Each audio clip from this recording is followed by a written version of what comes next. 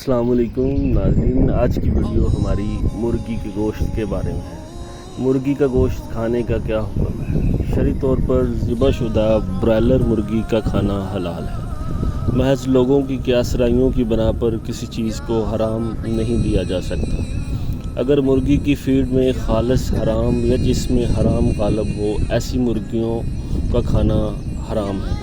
یعنی مرغی کو ایسی خوراک دیں جو حلال ہو، مگر ایسی مرغی جس کو حرام کھلایا گیا ہو، اگر اس میں حرام کی بو نہ ہو تو اس کا کھانا جائز ہے۔ دیسی مرغیاں بھی کیڑے مکوڑے کھا کر پلتی بڑھتی ہیں۔ بہرحال کسی جانور کا حرام ہونا یا ناپاک چیز کھا لینا اس کے حرام ہونے کی وجہ کافی نہیں ہے۔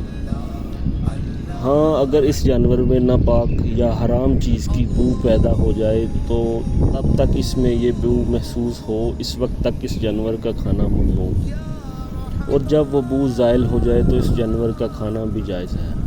رسول اللہ صلی اللہ علیہ وآلہ وسلم نے خود مرغ کا گوشت کھایا ہے، اس لیے اس کا گوشت کھانے میں قطعاً کوئی حرج نہیں۔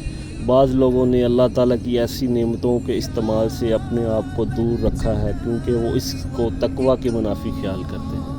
یاد رہے، اللہ تعالیٰ کو ایسا اندھا تقویٰ قطعاً مطلوب نہیں جو اسوہ رسول صلی اللہ علیہ وآلہ وسلم سے ٹکراتا ہو۔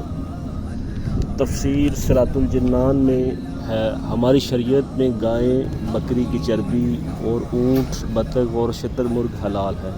اقوام متحدہ کے ادارے فوڈس اینڈ ایگریکلچر ڈیولپمنٹ کے مطابق 2021 میں دنیا میں 133 ملین ٹن مرغی کا گوشت کھایا گیا۔